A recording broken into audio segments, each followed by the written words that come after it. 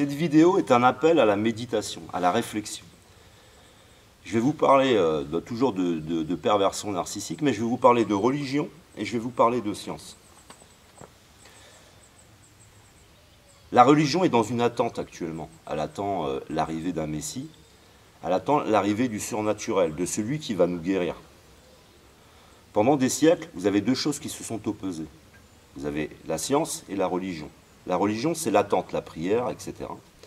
Et vous avez la science, qui, elle, est la guérison. C'est-à-dire que si nous n'avions que la religion, aujourd'hui, nous continuerions à mourir de tout un tas de maladies, à souffrir de tout un tas de maladies. Mais il y a la science, qui, à un moment donné, s'est éveillée. Nous avons énormément évolué, nous soignons tout un tas de maladies.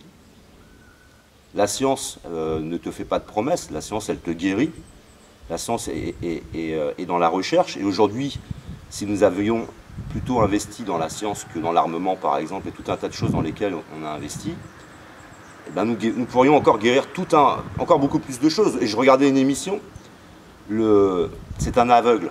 Ils ont réussi, en fait, à créer des lunettes avec des petites caméras, des capteurs, etc.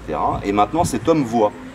Je vois d'autres personnes qui se font greffer des membres. Je vois aussi la robotisation qui arrive dans tout ça, qui vient, comment dire, nous guérir, qui vient nous dire, eh ben, lève-toi et marche. Et puis d'un autre côté, il y a cette religion qui est toujours dans une attente. Puisque je parle de perversion narcissique, alors je me pose une question, parce que c'est qui te fait tout le temps des promesses? C'est qui te fait croire tout un tas de choses et tu es toujours dans l'attente? Et puis tu t'épuises, tu t'épuises, tu t'épuises. Qui c'est qui fait ça? C'est qui le magicien dans tout ça? C'est qui celui qui va prendre ton âme et qui va te conduire dans l'attente, pendant que la science, elle évolue? Comment, à un moment donné, on peut séparer la science de la religion? Si par exemple la science, elle était à la disposition de la religion, c'est-à-dire que ce serait la religion qui serait responsable de la science. Alors, il y a tout un tas de choses qu'on fait aujourd'hui, parce que maintenant, ce sont des entreprises privées qui ont la science. Ils vendent des enfants, par exemple. Alors vous avez cette perversion à la fois qui est dans la religion, vous avez cette perversion qui s'installe aussi dans la science. Vous avez d'un côté ceux qui vous disent que le diable, c'est un diable de magie, un diable surnaturel. Et vous avez de l'autre côté cette science qui vous dit, non, le pervers narcissique existe bien. Cette science, elle pourrait être capable de guérir le monde, c'est-à-dire que si nous mettions toute notre motivation à nous informer, parce que si aujourd'hui vous tombez dans le piège du pervers narcissique, c'est pourquoi? Vous tombez dans le piège du pervers narcissique parce que vous n'avez pas de connaissances.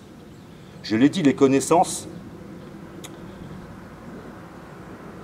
ne suffisent pas. Il faut aussi de l'expérience. Mais les connaissances quand même, si je vous apprends comment faire de la soupe avec un ortie, après vous pourrez essayer, vous vous y prendrez peut-être pas très bien, puis au bout d'un moment, avec l'expérience, vous allez y arriver. Mais avec la science, nous pouvons déjà guérir ce mal qui est la perversion narcissique. Nous pouvons guérir tellement de choses. Et d'autre côté, c'est cette religion qui est là, qui te promet, qui te manipule en quelque sorte. Parce que Dieu, puisqu'on parle de religion, de Dieu est-il un impuissant?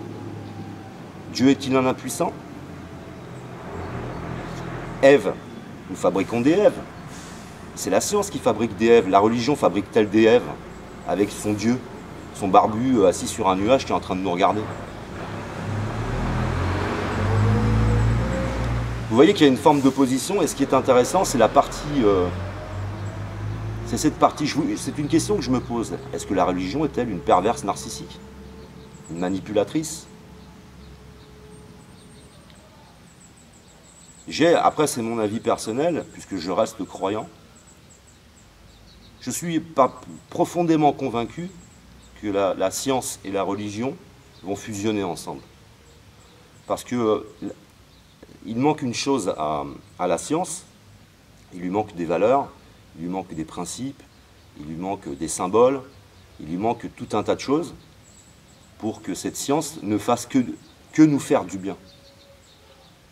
Et cette religion, elle a besoin de la science pour enfin guérir les choses, pour enfin nous guérir, nous, les victimes du pervers narcissique. Donc elle a besoin de la science.